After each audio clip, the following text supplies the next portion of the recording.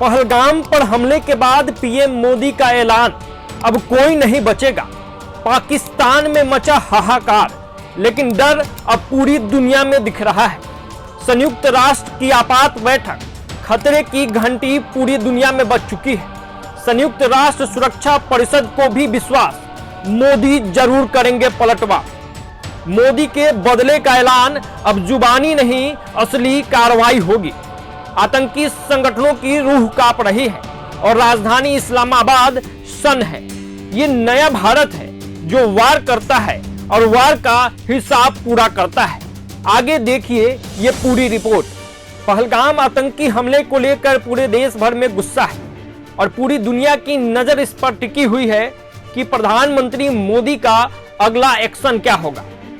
तो पहलगाम आतंकी हमले को लेकर प्रधानमंत्री नरेंद्र मोदी के बदले के ऐलान से सिर्फ पाकिस्तान में ही नहीं बल्कि दुनिया के सबसे बड़े मंच संयुक्त राष्ट्र में भी खलबली है। संयुक्त राष्ट्र सुरक्षा परिषद को भी पूरा विश्वास है कि पीएम पाकिस्तान के आतंकियों से घातक बदला जरूर लेंगे। लिहाजा तनाव को कम करने के लिए संयुक्त राष्ट्र सुरक्षा परिषद की इमरजेंसी मीटिंग बुलाई गई। संयुक्त राष्ट्र सुरक्षा परिषद के अध्यक्ष ने परमाणु हथियार संपन्न दक्षिण एशियाई देशों भारत और पाकिस्तान के बीच तनाव बढ़ने पर चिंता जताते हुए कहा कि दोनों देशों के बीच की स्थिति पर चर्चा करने के लिए सुरक्षा परिषद की बैठक जल्द हो सकती है। उन्होंने कहा कि सुरक्षा परिषद की यह बैठक विचार व्यक्त करने तथा तनाव कम करने में मदद करने का एक अवसर प्रदान करेगी।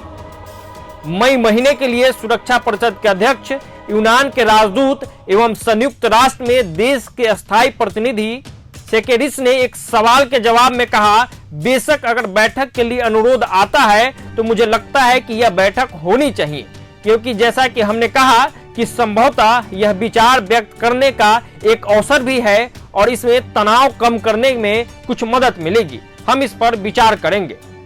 वहीं संयुक्त राष्ट्र सुरक्षा परिषद ने आतंकवाद की भी निंदा की।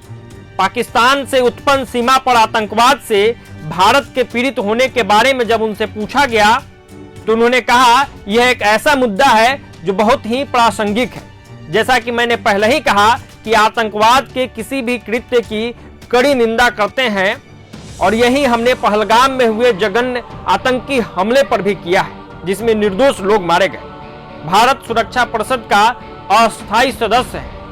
सेकेरिस ने कहा कि हम भारत सरकार, नेपाल और पीड़ितों के परिवार के प्रति अपनी संवेदना व्यक्त करते हैं। उन्होंने कहा, हम आतंकवाद की सभी रूपों में निंदा करते हैं। हर जगह जहां भी ऐसे घटनाएं हो रही है हम उनकी निंदा करते हैं। दूसरी ओर हम इस तनाव को लेकर भी चिंतित है जो इस क्षेत्र में बढ़ गया है, यानी कि लगातार पाकिस्तान की तरफ से जो आतंकी हमले को अंजाम दिया जाता है उसके बाद भारत में जो गुस्से का माहौल है और पीएम मोदी जो लगातार बैठक कर रहे हैं और जिस तरीके से कूटनीतिक चाल चल रहे हैं उससे पूरे दुनिया में खलबली है और ये उम्मीद जताई जा रही है कि युद्ध होगा और अगर युद्ध हुआ तो महासंग्राम हो सकता है और दोनों देशों का इसमें नुकसान तो है ही, दुनिया का भी नुकसान है। ऐसे स्थिति में संयुक्त राष्ट्र सुरक्षा परिषद बीच बचाव की स्थिति में है और आपातकालीन बैठक भी बुलाई जा सकती है।